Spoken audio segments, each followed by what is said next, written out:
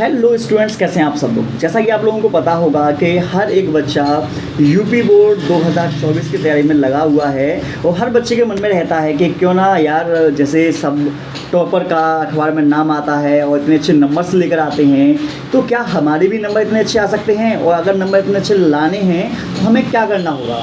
तो बहुत से लोगों का बस यही सवाल है कि हमें ऐसी कौन सी बुक पढ़नी चाहिए, ऐसा कौन सा मॉडल मतलब लेना चाहिए, ऐसे कौन से नोट्स पढ़ने चाहिए जो हमें टॉपर बना दें।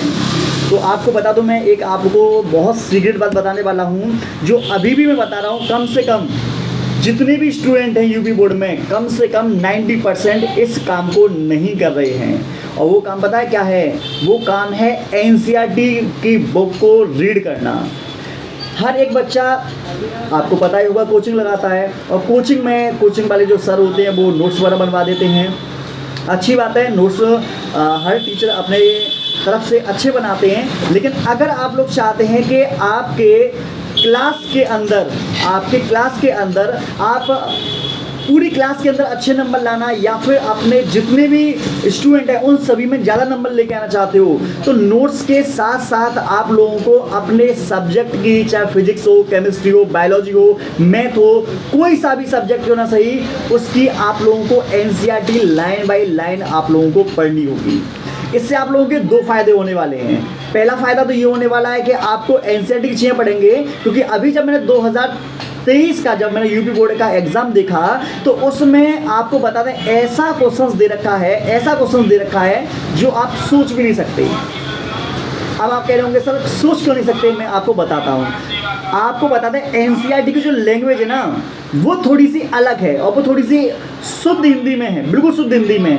क्योंकि पेपर जब बच्चा कहता है कि सर पेपर बहुत हार्ड था, तो पेपर हार्ड था, फिर उसके बाद में मैंने दिमाग लगाया कि पेपर हार्ड था या फिर ये प्रश्न की भाषा को समझ नहीं पाया, कि दो बातें हैं। तो मैंने ये देखा कि पेपर तो नॉर्मल था और पेपर जो हमने पढ़ाया था वो पूरा उसमें था, लेकिन पेपर की जो भाषा है वो थोड़ी सी अलग थी। देखो 2024 का, जैसे मैं तुम्हें एक लाइव एग्जाम्पल दिखाता हूँ।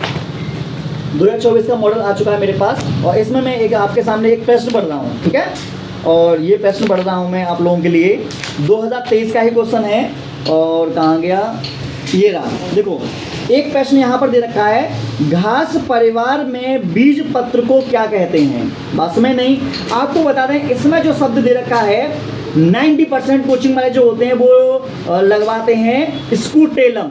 वैसे बीज पत्र को, जो घास फूल के जो होते हैं, एक बीज का जो बीज पत्र होता है उसको हम स्कूटेलम बोलते हैं। लेकिन यहाँ पर एक बात सोचने वाली है कि स्कूटेलम को हिंदी में प्रशल्क कहा जाता है। तो इन्होंने क्या किया, पेपर बनाने वालों ने क्या काम किया, स्कूटेलम शब्द का यूज नहीं किया, इन्होंने प्रशल्क शब्द का यूज किया। एक और क्वेश्चन दिखाता हूं मैं तुम्हें, निम्न में से कौन सी वायु परागण की विशेषता नहीं है? 2023 का पेपर है ये। आपको बता दें नेगेटिव टाइप के क्वेश्चन पूछे जाते हैं। अब यहाँ पर भी उन्होंने गेम बनाया। देखो हल्के परागण होते हैं, बिल्कुल ठीक है। बेहतर अनावर्त पुंकेसर, तो देखो अनावर्त शब्द का इस्तेमाल किया गया है, लेकिन कोचिंग वाले अनावर्त शब्द का इस्तेमाल नहीं करते। अगला है बृहत एवं पिच्छवर्तिकाग्र।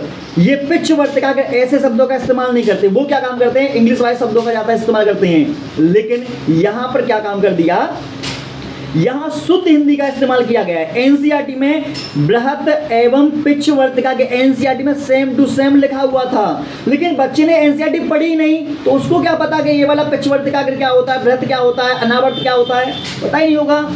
और एक लास्ट में देखा असंख्य बीजांड। ये वाली बात असंख्य बीजांड वाली पूरी की पूरी लाइन एनसीईआरटी में छपी हुई है। तो आपको बता दें पेपर जो बनने वाला है, पेपर बनेगा आप लोगों का एनसीईआरटी से।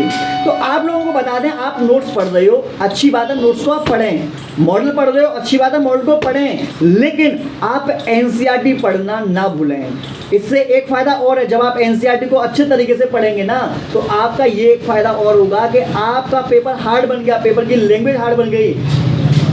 एनसीईआरटी में से उन्होंने कोई हेडिंग निकाल ली या कोई शब्द निकाल लिया तो वो आप लोगों को पता होगा।